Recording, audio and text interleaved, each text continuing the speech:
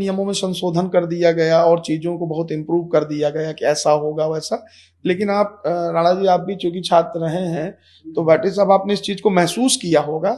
इस तरीके के बहुत ढेर सारे सेल विश्वविद्यालयों में शुरू से बनते चले आए कि दलित समाज के व्यक्ति को अपनी किसी प्रकार की बात करनी है तो एक सेल होता था अपनी अलग से अपनी समस्याओं के लिए। सरकार हमेशा से चिंतित रही है कि भाई विचार। लेकिन मैं आपको प्रैक्टिकल वे पे बात बता दूं, क्योंकि मैं विश्वविद्यालय का छात्र रहा, विश्वविद्यालय से पढ़ करके मैं निकला हूं और कॉलेज में हम लोग सब साथ रहे। हम लोगों को हमारे साथ एससी बिरादरी के लोग, एसटी बिरादरी के, चूंकि मध्य प्रदेश ट्राइबल बाहुल्य क्षेत्र है, वहां पर आदिवासी, मेरा मित्र था पवन वी के नाम था, मेरे साथ सहयोगी के रूप में मेरी हॉस्टल की कलीग थी किरण धुर्वे, हम लोग सब साथ पढ़ते थे। मतलब आप मानते हैं कि यूजीसी की जो गाइडलाइंस हैं इनसे दूरियां बढ़ेंगी? 100% बढ़ेंगी। और एक चीज ये भी मैं बताना चाहता हूं, सरकार को भी जैसे निर्णय लेती है ना, देश के यशस्वी प्रधानमंत्री जी, हकीकत यह है कि उनके पास तो पूरे देश के काम है।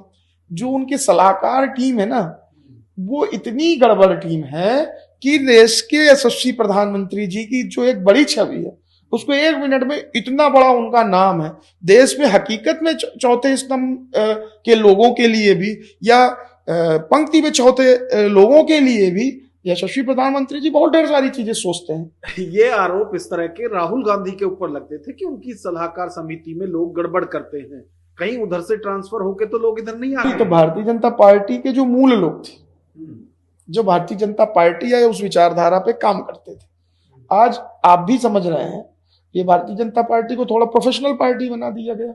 आज वो लोग जो हमारी मूल सभ्यता से, भारतीय जनता पार्टी की मूल विचारधारा से, संघ की मूल विचारधारा से जो लोग आते थे, क्या वो लोग आज आपको कहीं फ्रंट में दिख रहा है?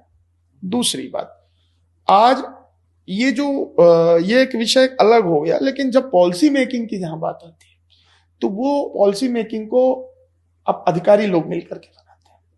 अधिकारी लोगों की मंशा है कि देश के जो यशस्वी प्रधानमंत्री हैं, चूंकि वो लोग एंटी बीजेपी सोच के लोग हैं, प्रधानमंत्री की व्यवस्था को कैसे उसकी छवि को कैसे धूमिल कर दिया जाए, इस पे वो लोग काम कर रहे हैं।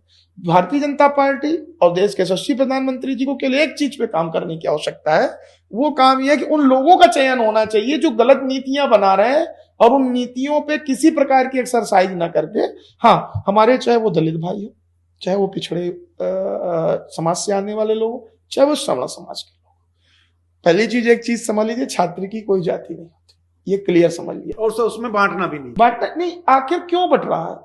आप ये बात बता दो, मैं आपसे पूछ रहा हूँ, क्या आपके छात्र जीवन में जो आपका साथी था, आप अब पता ही नहीं चला था कि वो पप्पू किस जाति का था, मुन्ना किस जाति का था? केवल ये साथी था और उसकी माँ जो रोटी बना के देती थी, उस रोटी को भी आप खाने का काम किए।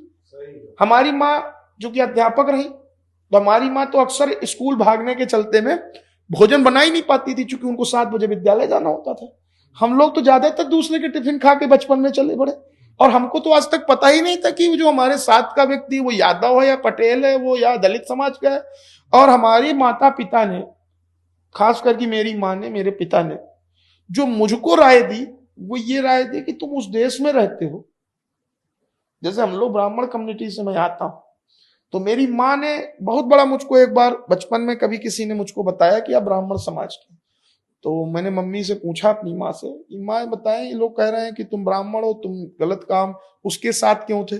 तो मेरी माँ ने मुझको एक शब्द कह के खत्म कर दिया था। मेरी माँ ने कहा था कि तुम उस देश के निवासी हो जिस देश में भगवान राम आए थे, और भगवान राम ने सबरी के जूठे बेर खा करके, तो जब भगवान ने जातियों में डाइवर्जन नहीं समझा, तो तुम अगर व्यवस्था पे उस पे डाइवर्जन फील भी करते हो दिमाग में, तो तुम ही भगवान पर उंगली उठा रहे हो, और जो व्यक्ति भगवान पे उंगली उठाएगा वो व्यक्ति समाज में रहने योग्य नहीं। उनकी एक बात